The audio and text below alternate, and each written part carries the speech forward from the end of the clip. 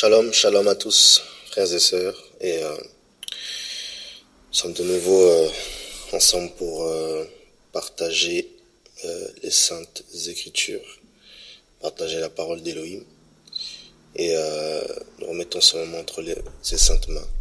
Seigneur, nous te remettons ce moment entre tes saintes mains, et nous prions que tu puisses prendre le contrôle de toutes choses et nous guider, afin de nous édifier, Seigneur Papa, sur ton fondement, le fondement de ta parole, et que nos yeux et nos regards en ces derniers jours soient fixés sur toi et toi seul, Seigneur Yeshua, car tu es notre modèle parfait, notre modèle par excellence, et nous voulons, Seigneur, nous inspirer de tes actions, Seigneur, nous laisser conduire par tes actions, Seigneur Papa, afin de pouvoir, Seigneur, être efficace, Seigneur Papa, dans la mission et l'œuvre que tu nous appelles à réaliser pour toi, Seigneur Papa, et avec toi. Seigneur, nous te bénissons et nous te remercions pour cet instant, et nous prions que tu puisses richement nous bénir davantage. Merci, Seigneur, au nom de Yeshua. Amen. Voilà, frères et sœurs. Donc, sans plus attendre, nous allons prendre les Écritures, mais avant ça, je voulais partager une courte pensée avec tout à chacun. Voilà, et cette pensée, elle est biblique, et elle s'appuie sur la parole, concernant justement Yehoshua, l'évangéliste. Yehoshua, l'évangéliste, ou encore l'évangélisation selon Yehoshua. Pourquoi cette pensée? Parce que je crois que tout à chacun nous sommes appelés à prêcher l'évangile, à annoncer la parole et à évangéliser. Et je crois que le retour à la parole ne se fait pas seulement sur le plan religieux, il se fait aussi dans tous les aspects de nos vies. Et voilà, et c'est pas seulement en quittant un système religieux, mais nous pouvons nous aussi nous-mêmes être sous diverses influences sans pour autant en être conscient ou consciente. Et c'est pour cela que à travers cette pensée, également mon témoignage, notre témoignage, nous allons essayer de partager sur l'évangélisation ou selon Yehoshua, ou l'évangéliste Yehoshua. Voilà. Donc, sans plus attendre, nous allons prendre un passage des Écritures qui nous parle de l'importance d'évangéliser, voilà, de prêcher l'évangile, dans 1 Corinthiens au chapitre 9. Alors, 1 Corinthiens au chapitre 9.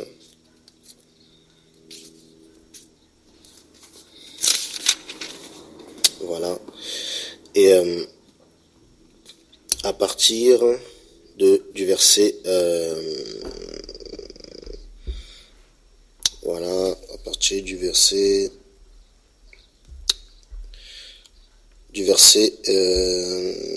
16, voilà. Car si je prêche l'évangile, ce n'est pas pour moi un sujet de gloire, c'est parce que la nécessité m'en est imposée. Et malheur à moi si je ne prêche pas l'évangile. Car si je le fais de plein gré, j'en ai un salaire, mais si je le fais contre ma volonté, c'est une administration qui m'est confiée. Quel est donc mon salaire? C'est qu'en prêchant l'évangile, j'expose l'évangile du Mashiach, sans qu'il en coûte rien et sans abuser de mon droit dans l'évangile. Car moi qui suis libre à l'égard de tous, je me suis pourtant fait l'esclave de tous, afin de gagner le plus grand nombre. Et je suis devenu pour les Juifs comme un Juif, afin de gagner les Juifs. Pour ceux qui sont sous la Torah, comme étant sous la Torah, afin de gagner ceux qui sont sous la Torah. Je suis devenu pour les violeurs de la Torah, comme violeur de la Torah, n'étant pas violeur de la Torah d'Élohim, mais lié par la loi du Mashiach, afin de gagner les violeurs de la Torah. Je suis devenu faible pour les faibles, afin de gagner les faibles. Je suis venu tout à tous, afin d'en sauver au moins quelques-uns. Voilà. Donc, amen. Et voilà un passage qui nous montre notre responsabilité en tant que chrétien, en tant qu'enfant d'Élohim. Nous sommes appelés à annoncer l'évangile, à prêcher l'évangile. C'est un devoir que nous avons, mais ce devoir-là doit être animé de bonnes intentions, de bonnes motivations, de l'amour du Seigneur. Et on se rend compte que malheureusement aujourd'hui, on ne sait plus trop qui est qui, quelles sont les motivations de chacun. Et c'est pour ça qu'il est essentiel de revenir à la parole. Et lorsqu'on regarde ce passage-là, Paul dit que la nécessité lui en est imposée. Donc prêcher l'évangile, la nécessité lui en est imposée, qu'il le fasse de plein gré ou par contrainte, et la nécessité lui en est imposée car c'était un fardeau qu'il a reçu de la part du Seigneur pour objectif, non pas de perdre les âmes du Seigneur, mais de les gagner. Et sans s'en rendre compte, avec le temps, nous pouvons oublier l'objectif de l'évangélisation, et nous pouvons penser que voilà, l'évangélisation c'est de telle et telle manière, de telle et telle façon qu'elle doit se faire, et en perdre complètement l'objectif, qui est de non pas de perdre les âmes du Seigneur, mais de les gagner. Et on va essayer de voir et de partager ensemble justement comment nos aînés dans la foi et aussi notre père spirituel Yehoshua HaMashiach, l'évangéliste par excellence, a-t-il procédé. Voilà, ici, juste avant de revenir avant de poursuivre sur notre Seigneur, on voit déjà que Paulos est en train de dire que le désir qu'il animait était de gagner ces âmes, gagner ces âmes pour qui le Seigneur a versé son sang. Paul nous dit que pour pouvoir justement les gagner, quelle était son attitude, quel était son comportement, il s'est identifié aux personnes à qui il a porté la parole. Il s'est identifié à eux. Donc à ceux qui étaient juifs, il s'est identifié à un juif, lui-même étant juif. À ceux qui étaient sans Torah, donc il s'est identifié à eux. Voilà, à ceux qui étaient violeurs de la Torah, il s'est identifié à eux. Voilà, pour pouvoir les gagner. Et voilà, et à ceux qui étaient faibles, il s'est identifié à eux, afin de pouvoir les gagner tout aussi. Donc il n'est pas venu avec des titres, voilà, pour écraser les personnes qui étaient faibles dans la foi. Non, il est venu avec simplicité, témoignant lui-même de ses propres faiblesses, comment le Seigneur l'a touché, comment le Seigneur l'a visité, comment lui-même au départ pensait bien agir lorsqu'il persécutait les chrétiens. Et voilà, dans son zèle, et comme beaucoup d'entre nous, nous pouvons être zélés en évangélisant et en parlant du Seigneur d'une certaine manière. Et le Seigneur l'a arrêté, comme vous le savez, vous connaissez l'histoire, on connaît l'histoire de Paulos, qui avant s'appelait Shaoul. Et il a dû être complètement brisé par le Seigneur, et même rendu aveugle, faible, complètement faible, ayant besoin de l'imposition des mains d'un autre frère pour recouvrir la vue et être baptisé du Saint-Esprit par la suite, par le Seigneur, et démarrer sa marche chrétienne dans l'humilité.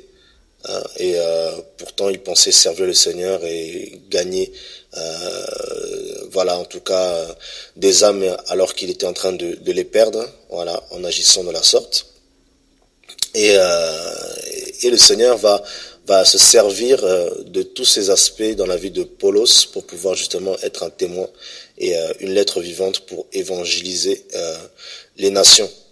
Voilà, et c'est ce que nous sommes tout à chacun appelés à être, et, des témoignages vivants pour évangéliser nos prochains. Voilà, quels que soient les horizons dans lesquels nos prochains, de lesquels nos prochains viennent, nous devons avoir compassion et miséricorde, amour pour pouvoir gagner les âmes que le Seigneur a déjà sauvées à la croix, mais dont il nous utilise comme des pêcheurs d'hommes ou d'humains, comme le Seigneur l'a dit dans sa parole. Et justement, nous allons essayer de voir comment notre Seigneur Yahushua, l'évangéliste par excellence, évangélisait-il. Donc on va prendre un passage dans les Écritures, donc déjà dans Lucas au chapitre 4. Nous allons le voir. Alors, à partir du verset 16, il est dit « Et il se rendit à Nazareth, où il avait été élevé selon sa coutume, et il entra dans la synagogue le jour du Shabbat. Et il se leva pour faire la lecture, et on lui donna le rouleau du prophète Yeshaya. Et ayant déroulé le rouleau, il trouva le passage où il est écrit « L'Esprit du Seigneur est sur moi, parce qu'il m'a oint pour évangéliser les pauvres. Il m'a envoyé pour guérir ceux qui ont le cœur brisé, pour proclamer aux captifs la délivrance et aux aveugles le recouvrement de la vue, pour mettre en liberté les opprimés et pour publier une année favorable du Seigneur. » Ayant roulé le rouleau et l'ayant rendu au serviteur, il s'assit. Les yeux de tous ceux qui étaient dans la synagogue étaient fixés sur lui. Alors il commença à leur dire « Aujourd'hui, cette écriture est accomplie à vos oreilles. » Amen. Donc ici, ce passage est très intéressant parce que lorsqu'on lit ce passage-là, on nous dit que le Seigneur se rend dans une synagogue à Nazareth, et là où il a été élevé et éduqué, grandi, et là où il a grandi, et il va se mettre à lire justement, comme par hasard, mais il n'y a pas de hasard, le passage du prophète Yeshaya. Et le rouleau étant déroulé, il va tomber sur ce passage-là qui dit que l'Esprit du Seigneur est sur moi parce qu'il m'a oint pour évangéliser, alléluia, les pauvres. Voilà. Donc ici, on nous dit que l'Esprit va descendre sur... donc là, ici, c'est moi, donc c'est le serviteur. Et ce serviteur en question qui va initier l'évangélisation, eh ben, c'est Yahushua lui-même. Alléluia. Donc Yahushua est lui-même l'évangéliste par excellence, le spécialiste de l'évangélisation. Alléluia. Et on nous dit que l'Esprit va descendre sur lui et va le oindre, donc on va lui donner la capacité, car l'onction, c'est la capacité d'accomplir une œuvre spirituelle. Donc l'onction va lui être accordée pour évangéliser les pauvres. Waouh, les pauvres. Alors les pauvres ici, et c'est en grec aussi ptokos, qui veut dire aussi les faibles, voilà, donc des personnes qui sont dépourvues. Donc on peut voir aussi ça sur le plan spirituel. Le Seigneur a enseigné dans Matthieu 5, bénis sont ceux sont les pauvres en esprit, car le royaume d'Élohim est à eux. Donc on peut comprendre que les personnes qui viennent avec au Seigneur, ou le Seigneur viennent au Seigneur avec leur connaissance, ou qui brandissent leur connaissance, ne peuvent pas véritablement être au bénéfice de la grâce du Seigneur. Ceux qui viennent avec suffisance ne peuvent pas. Le Seigneur nous donne justement à avoir part à cet évangile-là lorsque, à nos yeux, et nous venons à lui comme des mendiants, comme des pauvres. qui demandent justement, qui réclament la grâce, qui réclament justement de bénéficier de cette bonne nouvelle qui nous est annoncée, car l'évangile signifie aussi bonne nouvelle. Voilà, la bonne nouvelle. Et cette bonne nouvelle est annoncée aux faibles, aux pauvres, donc aux personnes qui ne sont pas fortes, mais aux personnes qui sont dans le besoin du salut. Voilà, qui le reconnaissent, qui le désirent, et c'est le Seigneur, voyant les cœurs, qui envoie sa parole. Et pas n'importe quelle parole. On nous dit que cette parole-là, elle est envoyée, il m'a envoyé pour guérir ceux qui ont le cœur brisé. Waouh! Donc, cette onction-là pour l'évangélisation, elle vient pour guérir les cœurs brisés. Elle vient pour annoncer la bonne nouvelle, annoncer le salut. Et dans ce salut-là, il y a la guérison. Pour guérir ceux qui ont le cœur brisé. Alléluia. Donc l'évangile nous guérit au niveau de l'âme. Voilà. C'est la réponse à toutes nos questions, hein, tous nos besoins, parce que nos besoins émotionnels, parce que le cœur c'est le siège des émotions. Donc c'est-à-dire nos besoins émotionnels, nos besoins de guérison, nos besoins de restauration, nos besoins nos besoins d'amour. Voilà, et ben c'est pas ailleurs qu'il faut les chercher, c'est en Yehoshua HaMashiach. Car c'est lui l'amour par excellence, c'est lui qui nous remplit de son amour et qui nous rend capable de pouvoir l'aimer lui aussi, à notre tour. Alléluia. Et c'est lui qui nous guérit à travers cet amour-là, justement. Et pour proclamer aux captifs la délivrance. Donc cet amour, cet évangile nous délivre. Alléluia. Cet évangile nous délivre de nos dépendances par rapport au péché, par rapport aux addictions que nous avons, des œuvres de la chair. Et cette puissance de l'évangile vient avec son amour, l'œuvre de la croix qui a été accomplie pour nous sauver par son amour, par son esprit, vient nous libérer de nos chaînes, nous délivrer de toute forme d'esclavage lié au mal. Et voilà ce que l'évangile produit à travers l'onction qui est sur l'évangéliste Yehoshua. Alléluia. Et elle vient aussi pour recouvrir la vue des aveugles. Voilà. Donc c'est comme si, comme la parole le dit, lorsqu'on lit la Torah, un voile est jeté sur nos yeux, mais que lorsqu'on se convertit, le voile est ôté. Voilà. Donc lorsque le Seigneur vient avec la puissance de son évangile, lorsqu'il parle à nos cœurs, c'est le Seigneur qui touche nos cœurs, qui nous convainc du péché, qui nous donne la force d'abandonner le péché et de pouvoir être converti, changé, transformé. C'est lui qui nous transforme. Et à ce moment-là, la nouvelle naissance, la naissance d'en haut s'opère et le voile est ôté. Nous pouvons voir clairement les choses que nous ne voyons pas hier. Nous pouvons comprendre la parole, nous pouvons discerner, nous pouvons ressentir la présence du Seigneur, la présence du Père. Nous pouvons de nouveau voir et comme le Seigneur voit.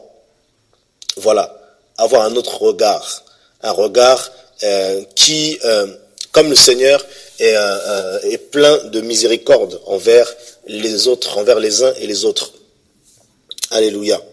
Et plein de compassion pour le salut des hommes perdus, qui ont besoin de recevoir le salut en Yehoshua HaMashiach. Et voilà. Et nous recouvrons la vue par rapport à notre état. Nous comprenons que nous sommes des pécheurs qui ont besoin d'être sauvés par la grâce. Voilà. Voilà les effets de l'évangélisation de Yehoshua l'évangéliste. Et pour mettre en liberté les opprimés, frères et sœurs. Donc, les opprimés, beaucoup sont malheureusement opprimés, et on le voit dans tout ce qui se passe dans le monde, et l'évangile a besoin aussi de cette dimension sociale, social. Et c'est pour ça que beaucoup d'orphelins ont besoin de l'amour du Père, car le Seigneur est le Père des orphelins. Et à travers le social, à travers voilà, beaucoup de situations dans lesquelles les humains peuvent être opprimés. Peut-être parfois certains ont été accusés à tort, emprisonnés, ont besoin de l'amour du Seigneur, des prisonniers et voilà, des veuves qui sont opprimées parce que malheureusement elles ont perdu leur être cher sur le plan humain et elles ont besoin de l'amour du Seigneur comme l'époux par excellence.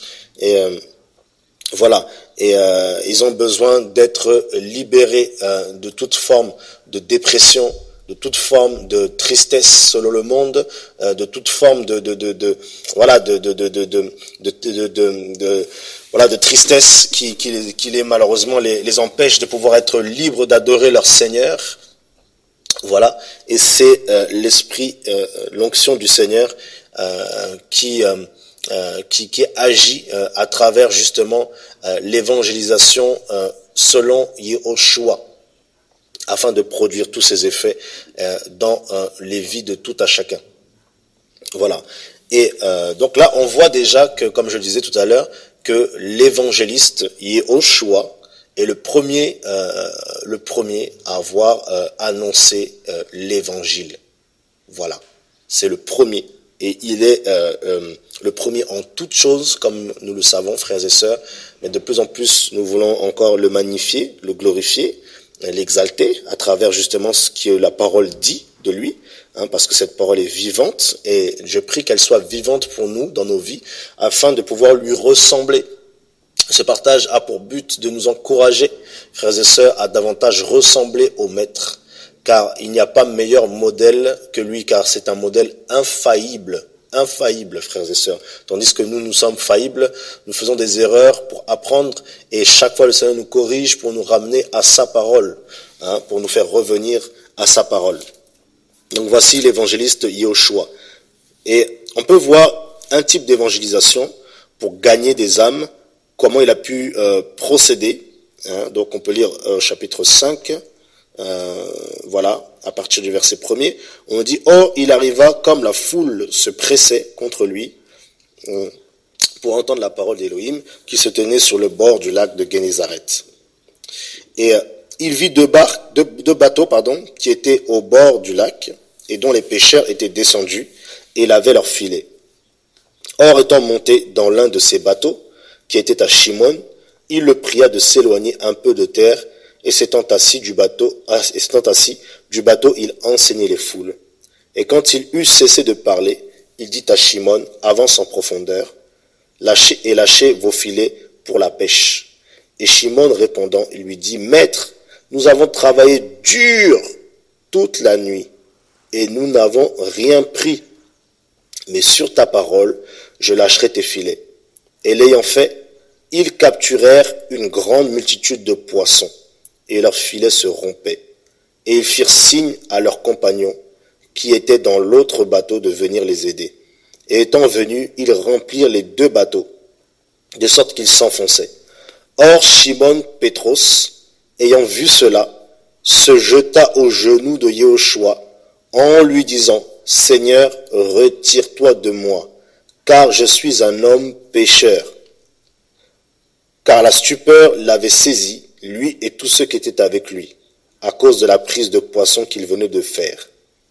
Et de même que Yaakov et Yohanan et fils de Zabdi, qui étaient les compagnons de Shimon. Et Yehoshua dit à Shimon, n'aie pas peur. Désormais, ce sont des humains que tu auras à capturer. Et quand ils eurent ramené les bateaux à terre, ils abandonnèrent tout et le suivirent. Alléluia. Donc là, cette histoire-là nous montre comment Yehoshua, l'évangéliste, a évangélisé. Et le Seigneur va vers ses disciples qui n'étaient pas encore les siens à cet instant-là, et qui étaient en train de travailler, comme ça peut arriver, de pouvoir évangéliser sur notre lieu de travail.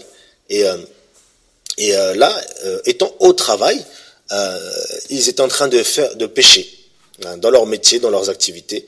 Et on nous dit que ils ont essayé de travailler toute la nuit. Et ils n'ont rien trouvé.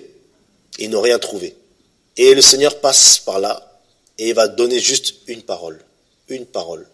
Mais non pas une parole d'humain, une parole d'Élohim, une parole inspirée, une orientation claire.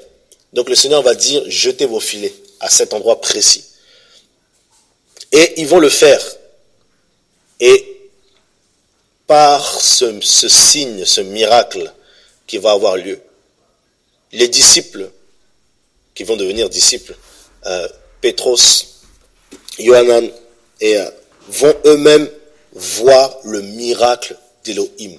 Donc le Seigneur Yehoshua, lorsqu'il évangélisait, déjà par sa parole, par sa présence, les miracles l'accompagnaient naturellement. Les signes, les miracles l'accompagnaient naturellement. Et les gens étaient touchés. Ils étaient touchés dans leur cœur, ceux qui étaient du Seigneur. Et sans prédication là, clairement, sur le péché, Pétros va reconnaître qu'il est un homme pécheur. Waouh! Mais c'est fort. Mais c'est terrible. Ici, je ne dis pas qu'il ne faut pas prêcher contre le péché, dénoncer le mal, ce n'est pas ce que je dis. Mais je dis que là, dans l'évangélisation que le Seigneur va faire, il ne va faire aucune mention du péché. Mais à travers ce qui vient de se produire, Pétros va reconnaître par la présence du Seigneur et par sa manifestation son état de pécheur. Il va même se prosterner, c'est-à-dire qu'il va adorer le Maître, reconnaître son état, parce que c'était la visitation d'Élohim. Alléluia. Et il va tout abandonner et suivre le Maître. Non pas lui seul, mais les disciples qui étaient avec lui aussi. Et voilà comment le Seigneur, l'évangéliste Yehoshua, a évangélisé. Voilà comment il a gagné Pétros, ainsi que les autres disciples, par la parole et par les signes. Alléluia. Et voilà, moi je veux vraiment, en tout cas, nous encourager à ressembler à Yehoshua, notre manière de procéder, notre manière de faire.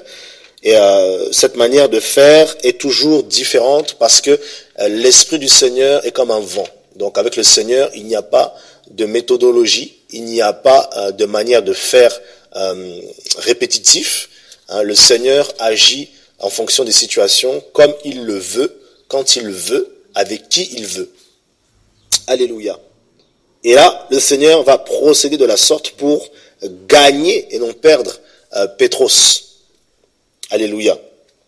Donc il nous faut aussi le discernement, la sensibilité pour comprendre quelle est la volonté du Seigneur lorsque nous partons pour faire une évangélisation, pour évangéliser, afin de ne pas tomber dans des habitudes, mais en étant plutôt conduit par le Saint-Esprit du Seigneur pour pouvoir justement être efficace dans notre évangélisation.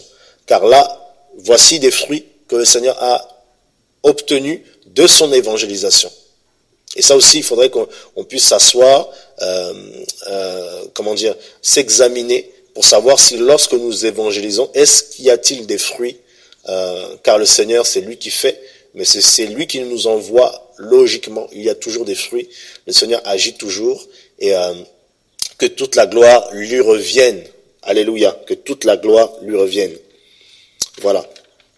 Et nous avons aussi l'épisode, donc on va peut-être pas forcément le prendre, avec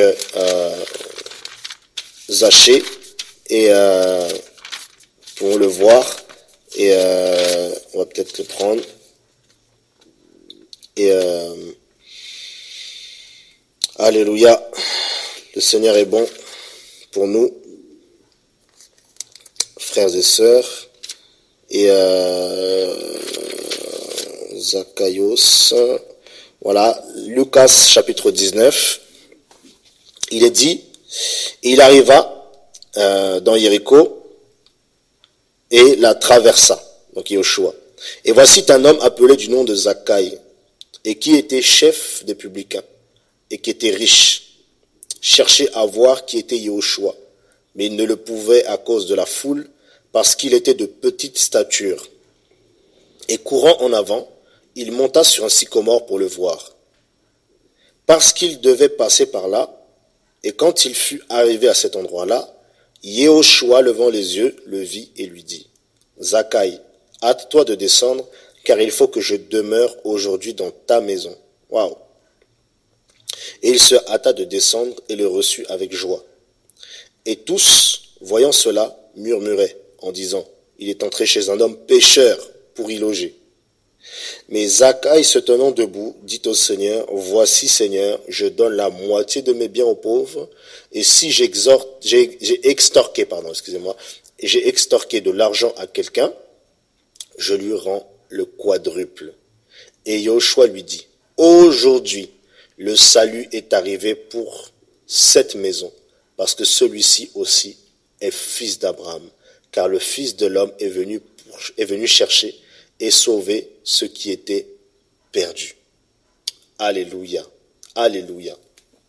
Vous voyez, frères et sœurs, donc cet épisode nous enseigne terriblement sur l'évangélisation par l'Esprit du Seigneur et l'évangélisation selon Yehoshua l'évangéliste. Donc, ici, là, Yehoshua l'évangéliste, contrairement au dire des humains, qui pouvaient condamner cet homme parce qu'il connaissait son état, connaissait sa vie de péché, et Yehoshua ne va pas avoir le même regard vis-à-vis de lui. Yehoshua avait prévu de le visiter chez lui, à domicile, tout comme le Seigneur a prévu, depuis l'éternité passée, de nous visiter tout à chacun, si cela a déjà été le cas.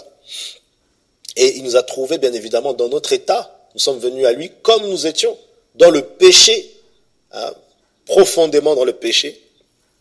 Mais le Seigneur savait que nous étions dans le désespoir et dans la recherche de qui il est, sans savoir que c'était lui que nous cherchions.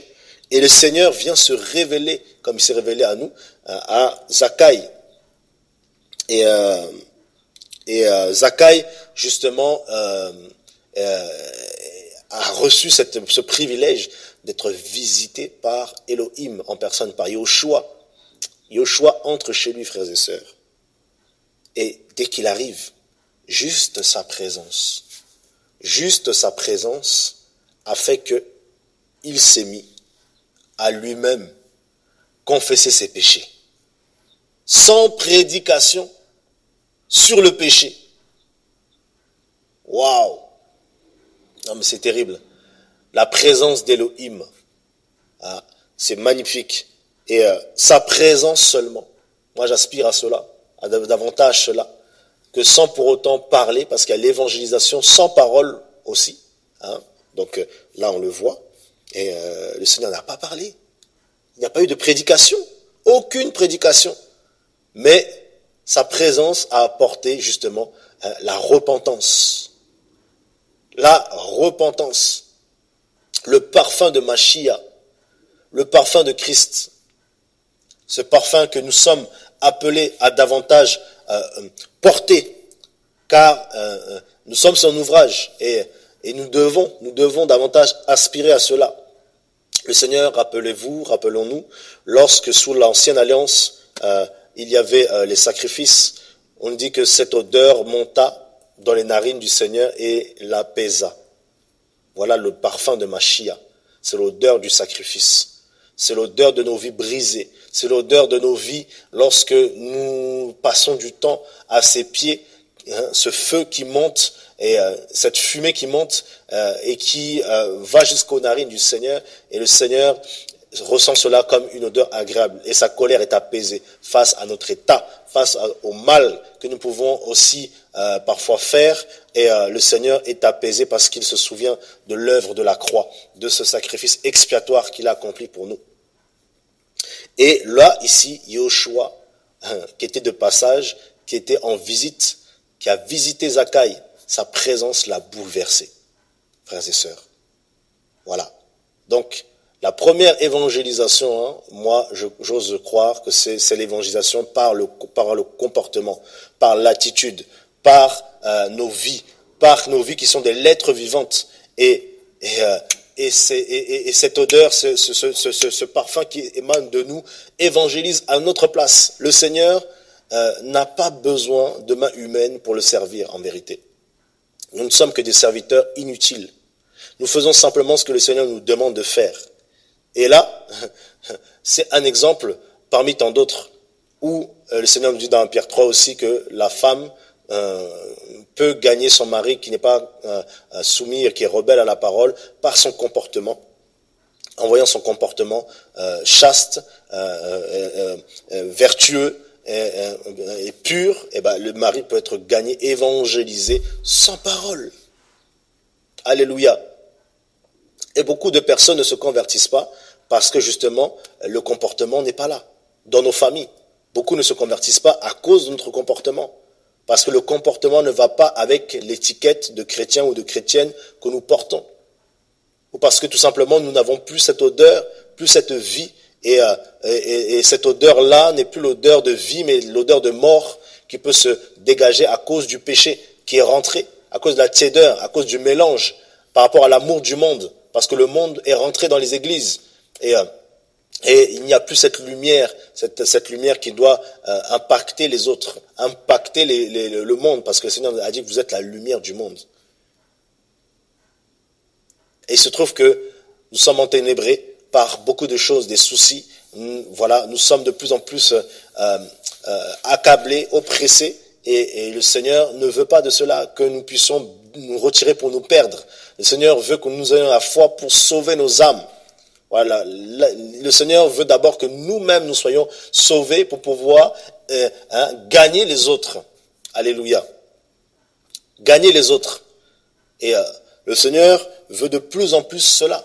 Plus encore nous visiter. Hein. Là, le Seigneur a visité Zachaï dans sa maison. Le Seigneur veut de plus en plus nous visiter. Car nous sommes la maison du Seigneur. Nous sommes le temple du Saint-Esprit. Nous visiter. Hein, à domicile, chez nous, à la maison, dans nos familles, dans nos foyers, dans nos cœurs, dans notre intimité avec lui. Hein. Et souvent, nous sommes abonnés aux absents, dans les rendez-vous en tête à tête avec le Seigneur. Et nous ne pouvons pas imaginer un réveil familial, un réveil, une évangélisation dans la famille si nous ne sommes pas présents dans les béabas, dans les bases de l'évangile. Voilà. Le Seigneur frappe à la porte de nos cœurs, comme vous le savez. C'est là qu'il veut entrer pour pouvoir justement avoir cette intimité avec nous, avec son épouse, avec sa fiancée, qui se prépare pour les noces. Et nous devons de plus en plus revenir à cela, au premier amour, à l'amour pour le Seigneur, l'amour véritable. Hein, parce que cet amour du Seigneur, cet amour premier que nous avons eu lorsque nous l'avons rencontré, si cela nous est arrivé, si nous avons eu cette visitation du Seigneur, c'est cet amour premier qui nous a donné ce zèle pour l'évangile. Hein. Et ce zèle pour l'évangile, malgré qu'il y avait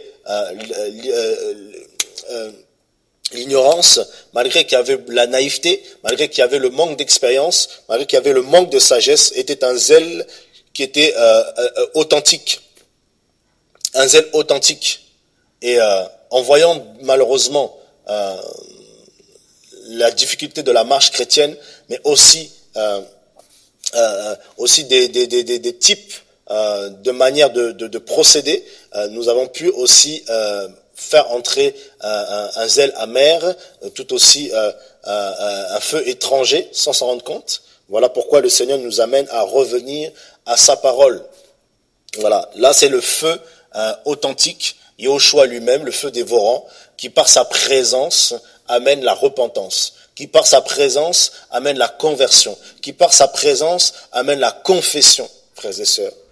Mais c'est terrible, sans parole, sans parole, sans parole. Et voilà, et on se rend compte que voilà, nous avons usé, hein, de plus en plus, on nous rendons compte de cela, hein, d'une manière d'opérer qui malheureusement ne reflète pas le Seigneur Yahushua. dans sa manière de procéder. Voilà. Le Seigneur évangélisait de cette manière-là, par des visitations, parfois sans parole, par des visitations parfois avec parole. Et lorsqu'il parlait, c'était des signes, des prodiges qui accompagnaient. Et les gens étaient convaincus, touchés, et se convertissaient. Ils se tournaient vers lui, devenaient ses disciples. Alléluia. Et nous sommes appelés à lui ressembler. Et voilà un deuxième évangéliste dans la Bible, toujours par deux ou trois témoins, comme disent les Écritures, dans Actes 21, donc on nous dit Philippos l'évangéliste, voilà, donc Acte 21, juste pour souligner cela, Acte 21, verset 8, le lendemain, Paulos et ceux qui étaient avec lui étant partis, nous sommes arrivés à Césarée, étant entrés dans la maison de Philippos l'évangéliste, qui était l'un des 7, nous sommes restés chez lui, et il avait 4 filles vierges qui prophétisaient. Donc ici, là, on a un deuxième évangéliste, Philippos. Et nous allons voir lui aussi comment il procédait pour évangéliser. Voilà, donc nous y allons. Acte chapitre 8. Acte chapitre 8, à partir du verset 5, on nous dit « Et Philippos, étant descendu dans la ville de Samarie, leur prêcha le Machia.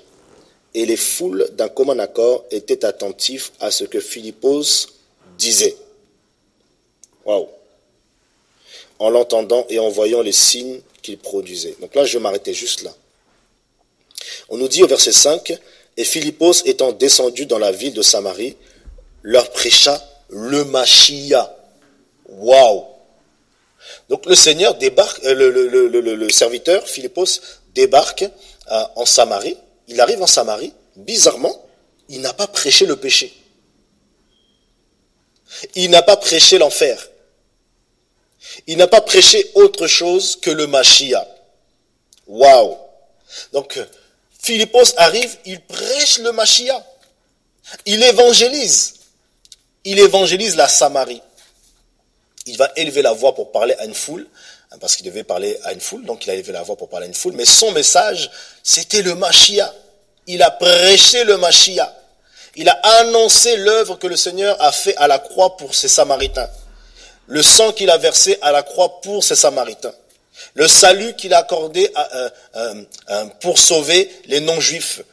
Les Samaritains, les métis, les personnes qui ne sont pas de la première alliance, il va prêcher ce salut-là de toutes les nations, aux Samaritains.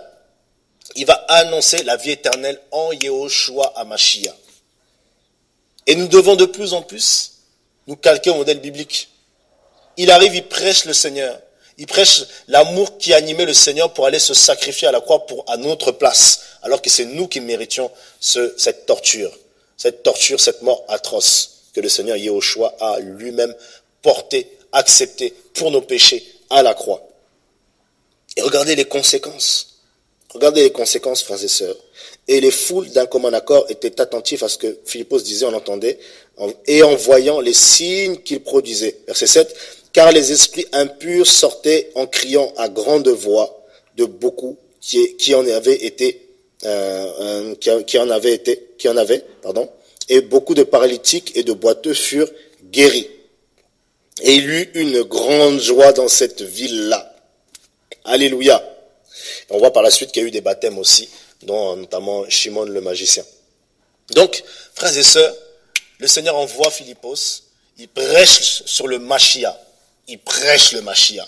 Il annonce le Machia. Contrairement à nous autres, quand on se rend compte notre évangélisation, lorsque nous faisons des programmes d'évangélisation de rue, tout ça là, souvent on prêche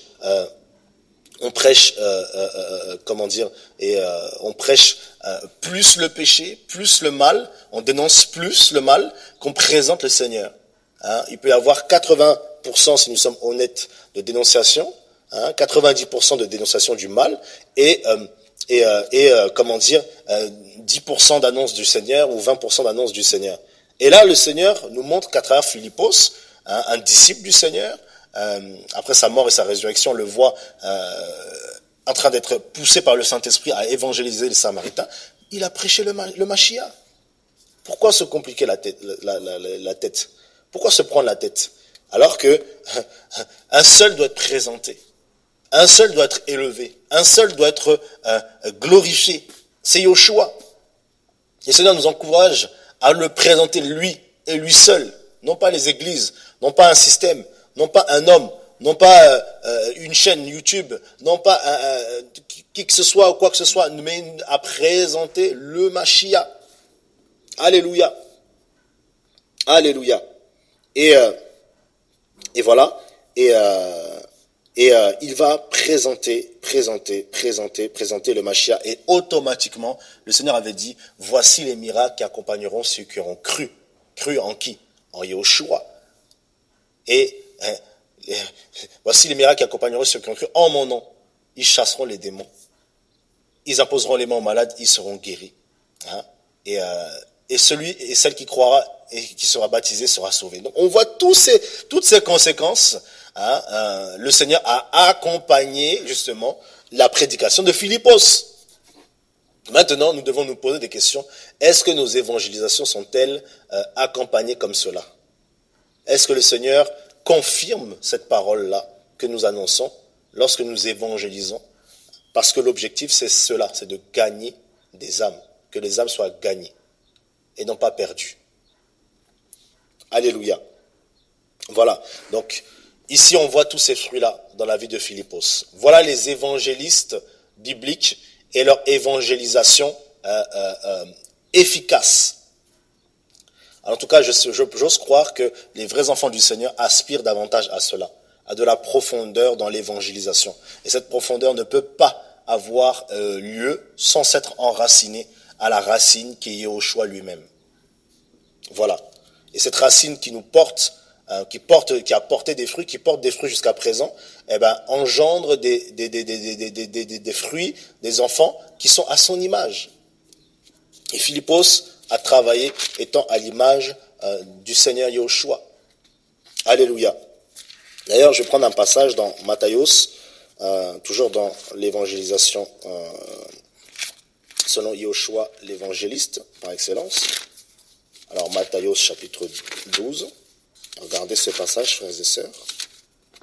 Matthios chapitre 12, et il nous est dit à partir du verset 15, mais Yahushua l'ayant su, partit de là, et de grandes foules de gens le suivirent. Il les guérit tous. Waouh, alléluia. Et il les réprimanda d'une manière tranchante afin qu'ils ne le fassent pas connaître, pour que fût accompli ce qui avait été annoncé par Yahushua le prophète, Yeshaya le prophète, en disant, voici mon serviteur que j'ai élu, mon bien-aimé en qui mon âme a pris plaisir. Je mettrai mon esprit en lui et il proclamera le jugement aux nations.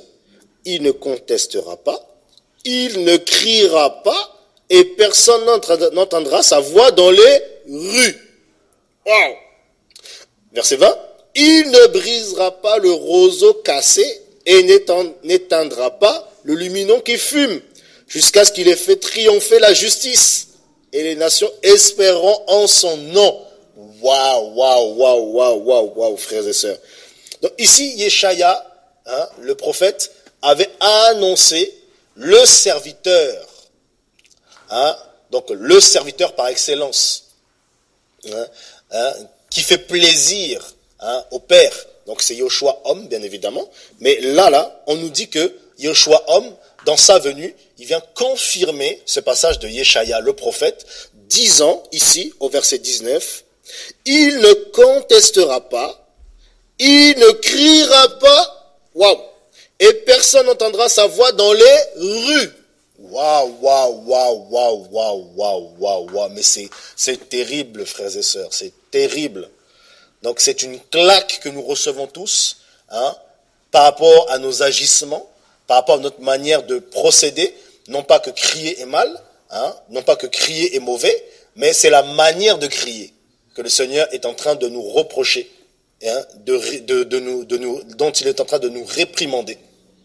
Parce que lui-même, l'évangéliste par excellence, ne criait pas, et personne n'a entendu sa voix dans les rues. Waouh! Et c'est pas moi qui le dis. Ne me lapidez pas. C'est la parole qui le dit. Frères et sœurs. Ça veut dire quoi? Eh bien, la façon dont il a évangélisé, c'était vraiment dans l'esprit, dans la douceur, à tel point que même les miracles qui se faisaient, il ne voulait pas qu'on reconnaisse que c'est lui qui les a fait. Il disait non, vraiment, il voulait se cacher, aller offrir ce que Moshe a prescrit par rapport à la guérison. Hein? Donc, c'est terrible.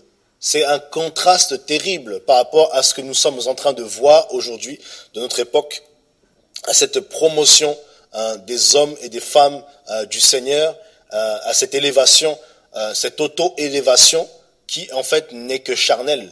Hein, au bout du compte, nous réalisons de plus en plus que nous avons été nous-mêmes charnels, nous avons été charnels, et nous nous sommes repentis de cela, nous nous repentons encore davantage de cela, parce que nous ne voulons que revenir à la parole, revenir au Seigneur, réaliser que même si le Seigneur fait, que toute la gloire lui revienne, que la dîme de gloire que nous voulions prendre, inconsciemment ou consciemment, eh bien, que cela soit ôté dans nos vies. Parce que voilà, le Seigneur doit prendre toute la gloire, frères et sœurs.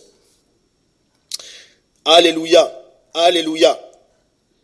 Il ne criait pas et ne faisait pas entendre sa voix dans les rues. C'est terrible. On reviendra tout à l'heure sur le cri, ou bien on se laisse conduire, on va partager sur le cri, Voilà. Vous savez, frères et sœurs, beaucoup d'entre nous, on a pris hier les passages, oui, la sagesse crie, tout ça, il faut crier, tout ça, etc. Voilà. Mais en fait, oui, il faut crier, mais on peut crier, mais comment crier? Parce que là, en tant qu'évangéliste, les évangélistes dont on voit, oui, ils ont certainement, l'évangéliste Philippos a pu crier, c'est-à-dire élever la voix pour se faire entendre parce qu'il parlait à une foule, ça c'est une chose. Mais au-delà de ça, le message, le contenu de son message était le Machia. Ça, on l'a vu tout à l'heure. Gloire au Seigneur. Et on ne doit pas confondre les appels. On ne doit pas confondre les appels et présenter un appel qui n'est pas celui-là, donc celui de l'évangéliste. Parce que nous avons référencé un évangéliste type aujourd'hui, et quand on s'interroge sur le fondement biblique, eh ben, il n'y en a pas. Malheureusement, c'est la triste réalité, il n'y en a pas, parce que l'évangéliste biblique ne procédait pas de la sorte. Voilà. Alors nous allons essayer de comprendre d'où vient cela, et qui criait en dénonçant le péché, avec outrance, avec force, hein, et on va prendre Ésaïe 58, le prophète Yeshaya, Ésaïe 58, verset 1er. J'ose croire que le Seigneur Yeshua nous fait du bien à tout un chacun. Il est dit, crie à plein gosier, ne te retiens pas, élève ta voix comme un chauffard et annonce à mon peuple ses transgressions, et à la maison de Jacob ses péchés. Waouh! Donc ici, le Seigneur va dire à Ésaïe, Yeshaya, de crier et d'annoncer à la maison de Jacob. Waouh! Non pas aux païens, non pas aux gens qui ne connaissent pas la Torah, mais à la maison de Jacob ses péchés. Waouh! Mes frères et sœurs, mais c'est terrible. C'est terrible. Ici, là, le Seigneur nous montre que nous devons nous repentir. Parce que nous avons cassé des roseaux, nous avons éteint des luminaux, alors que ces personnes-là étaient appelées à entendre la bonne nouvelle, et nous sommes arrivés avec la mauvaise nouvelle.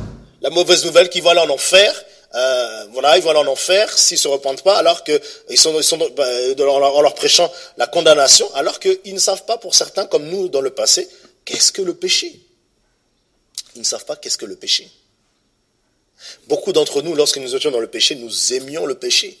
Hein? C'est pour ça que nous étions dedans d'ailleurs. Et aujourd'hui, comment pouvons-nous manquer de compassion vis-à-vis des personnes qui sont actuellement dedans et venir avec un esprit supérieur, avec un esprit de condamnation, comme nous l'avons fait dans le passé, plutôt que nous devons justement venir avec l'esprit du Machia pour pouvoir justement évangéliser les faibles, évangéliser les pauvres, leur annoncer la bonne nouvelle, hein, dans leur tourment, qu'il y a une solution, que Yahushua est la solution. Nous devons plutôt crier et dire aux païens, aux gens qui ne connaissent pas le Seigneur, qu'il y a une solution dans leur tristesse, dans leur dépression, dans leurs blessures, dans les trahisons qu'ils subissent, qu'une solution existe.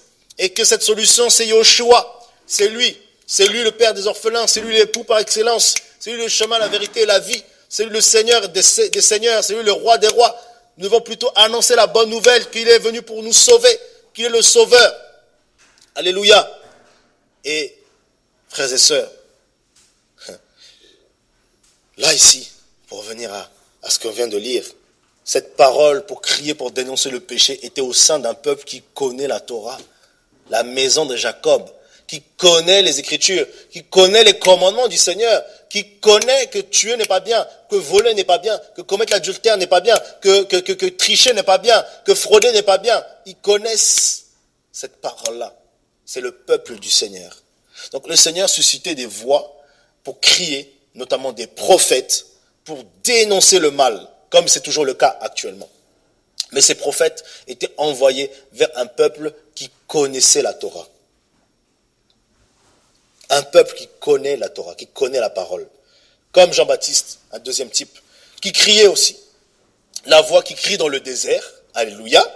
Et il a crié, il a prêché la repentance, il a prêché cela, mais où ça? Il a prêché la repentance. En Israël, au sein d'un peuple qui connaît la Torah. Au sein de la maison de Jacob. Waouh! Vous voyez, donc j'ai pris deux exemples. Yeshaya, Ésaïe, et Yohanan, Jean, le prophète. Donc les deux qui criaient, qui dénonçaient le mal, étaient des prophètes, au sein d'un peuple qui connaît la parole, frères et sœurs. Et frères et sœurs, si nous sommes vrais, nous devons aspirer à être sincères et vrais devant le Seigneur, nous nous sommes trompés dans notre manière de procéder. Nous avons présenté un évangéliste, selon nous, et non selon la parole, qui doit crier, dénoncer le mal à tous azimuts, partout ici et là, et nous avons fait cela, alors que c'est pas biblique. C'est pas la parole. Voilà. L'évangéliste, il peut crier, il n'y a pas de souci, mais il doit annoncer le Mashiach. Alléluia. Le Mashiach. Voilà. Et je ne condamne personne qui crie, notamment ceux qui crient, parce que ça dépend du contexte géographique, de l'endroit où nous sommes, historique aussi, culturel, parce que il n'y a pas de méthode avec le Seigneur. Voilà.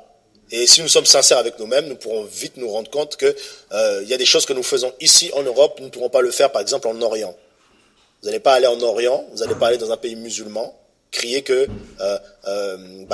leur divinité n'est pas la véritable, que leur prophète n'est pas le véritable, que Yoshua c'est lui le véritable, en criant comme ça là. Je pense que le temps de service ne va pas durer ne serait-ce qu'une seconde, 10 minutes, même pas plus. Voilà. Que là-bas dans ces pays-là, les lois font que lorsque vous prêchez comme ça, vous faites ces choses-là, déjà vous prêchez le nom du Seigneur, vous pouvez être incarcéré, vous pouvez subir des traitements terribles. Voilà, une persécution terrible. Donc il y a des choses que nous faisons, si nous rendons compte à la lumière de la parole, les combats que nous pouvons avoir, ce ne sont pas les fruits de notre persévérance parfois. Parfois ce sont des combats liés à la provocation que nous-mêmes nous faisons. Et cela, le Seigneur nous reprend. En cela, il nous reprend.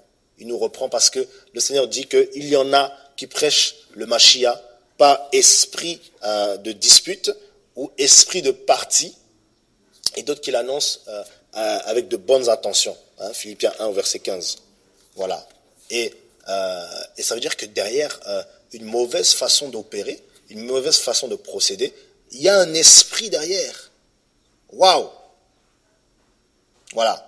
Parce que si les fruits, c'est pas les conversions, si les fruits, c'est pas des âmes gagnées, si les fruits, c'est pas des guérisons, des miracles et des gens qui sont touchés, des gens qui se repentent, tout ça là, eh ben si les fruits c'est que des querelles, que des gens qui veulent en venir aux mains, tout ça là, que des gens qui sont en colère, qui ne veulent pas du Seigneur, qui fuient loin du Seigneur à cause de notre attitude, de notre comportement, ben, il faut comprendre que là, ce n'est pas les combats qui viennent de la part du Seigneur. Non, c'est pas le Seigneur. Là, c'est la chair. C'est la chair, c'est les œuvres de la chair. On nous dit que les œuvres de la chair, c'est aussi les esprits de parti, les sectes, les divisions. Voilà. Donc la chair produit cela. Et nous ne voulons pas reproduire les mêmes erreurs que les pères de l'Église catholique qui ont mis en place justement aujourd'hui cette dénomination, qui en a donné d'autres, et on voit toutes ces dénominations, toutes ces religions qui égarent les humains aujourd'hui, toutes ces divisions, ces sectes. Et cela peut l'être aussi à travers notre manière de procéder, notre manière de présenter justement le serviteur, l'évangéliste, qui n'est pas du tout biblique. Voilà. Cela dit, ce n'est pas, un péché de crier.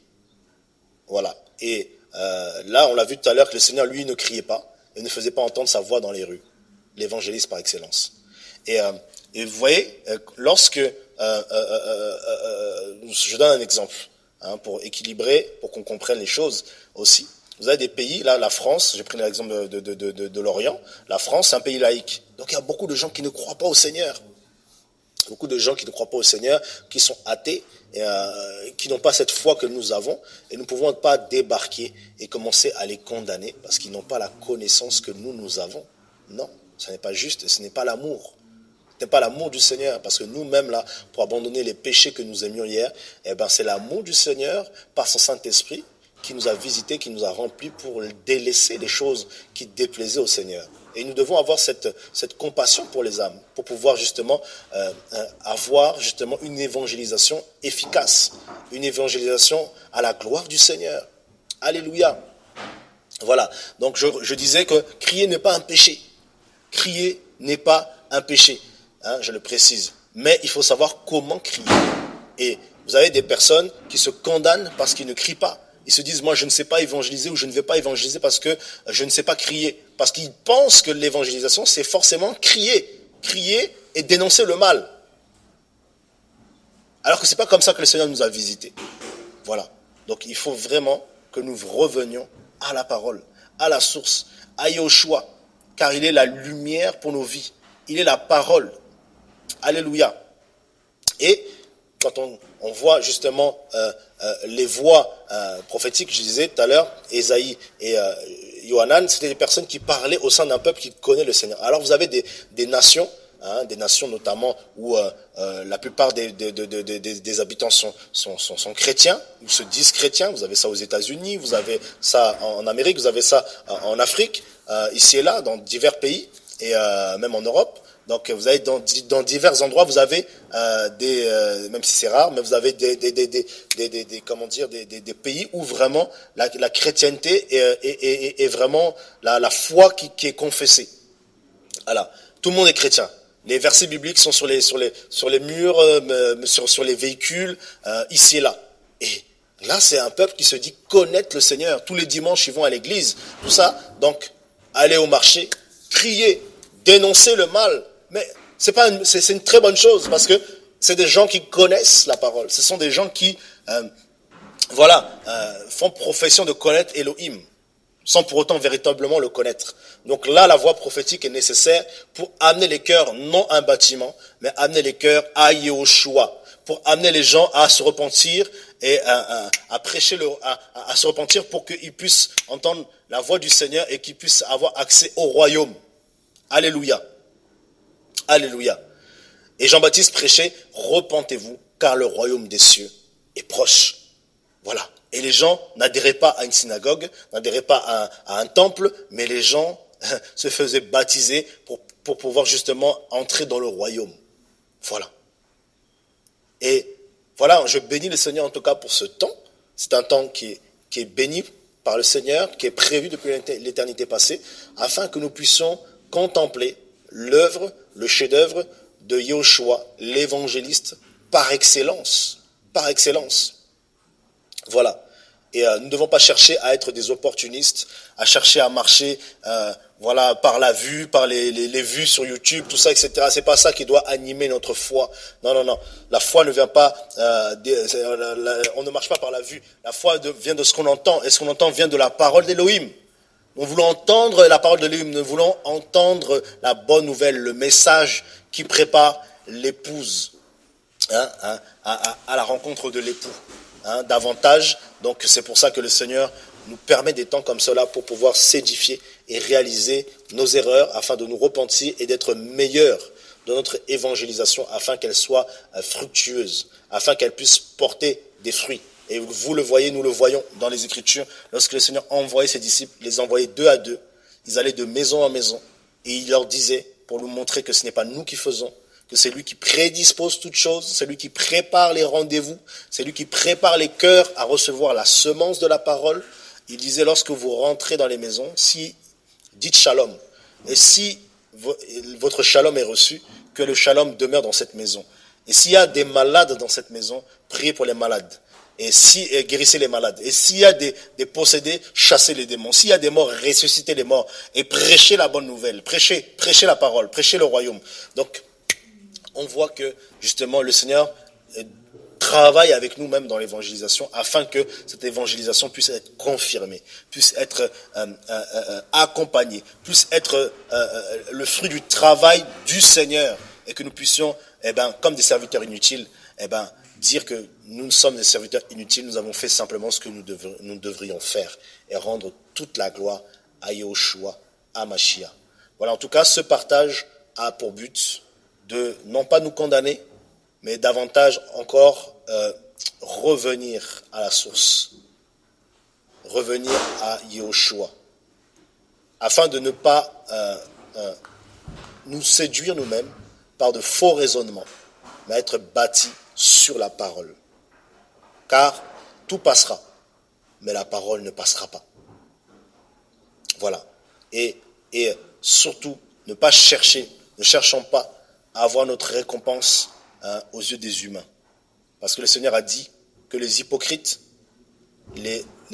n'entreront pas au ciel, les pharisiens n'entreront pas au ciel, c'est-à-dire ceux qui cherchent à être vus et qui reçoivent leur récompense de la part des humains ici-bas.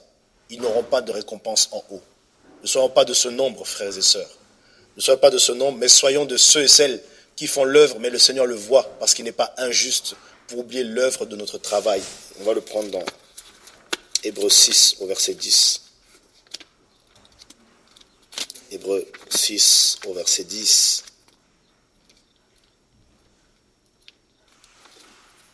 Hébreux 6 au verset 10. Car Elohim n'est pas injuste pour oublier votre œuvre et le travail d'amour que vous avez démontré pour son nom, ayant servi et servant les saints. Or, nous souhaitons que chacun de vous montre jusqu'à la fin le même empressement pour la pleine certitude de l'espérance, afin que vous ne vous relâchiez pas, mais que vous imitiez ceux qui, par la foi et par la patience, héritent des promesses. Amen. Voilà, le Seigneur n'est pas injuste, il voit le travail que nous faisons dans notre intimité, dans notre famille, et dans notre voisinage, au travail, que ce soit à l'école. Le Seigneur permet qu'on soit dans ces endroits-là pour évangéliser aussi, parfois sans parole, par notre conduite, parfois par la parole quand l'occasion se présente, parce que le Seigneur a dit en toute occasion, favorable ou non, prêche la parole, exhorte, censure, avec toute douceur. Et voilà, donc l'Esprit du Seigneur nous prépare davantage à mieux travailler. Et il dispose toutes choses, voilà pourquoi on n'a pas besoin de nous mettre la pression, nous n'avons pas besoin de nous mettre la pression, de vouloir démontrer à qui que ce soit. Nous devons être dans le repos, parce que l'œuvre du Seigneur se fait dans le repos. Le Seigneur avait créé Adam et il l'avait mis dans le repos, pour qu'il travaille dans le repos. Et il ne se mettait pas la pression, voilà, pour savoir comment manger, tout ça, etc. Il devait être dans l'obéissance. Que le Seigneur nous donne d'être dans l'obéissance pour porter du fruit à maturité. Et le Seigneur a dit que si vous portez beaucoup de fruits, c'est alors que vous serez mes disciples. Les fruits, c'est aussi, le mot fruit est aussi traduit par descendance, par postérité. Donc on voit que c'est aussi le travail que nous faisons. Donc les âmes qui peuvent être engendrées aussi par la foi. Donc des personnes qui sont engendrées par la foi, par la parole que nous annonçons. Ici et là, des personnes qui sont gagnées, des âmes qui sont gagnées. Et à la finalité, chacun d'entre nous recevrions notre récompense. Et pour cela, donc je prends juste un passage pour vraiment terminer. 1 Corinthiens 3 qui le dit, 1 Corinthiens chapitre 3 qui le dit.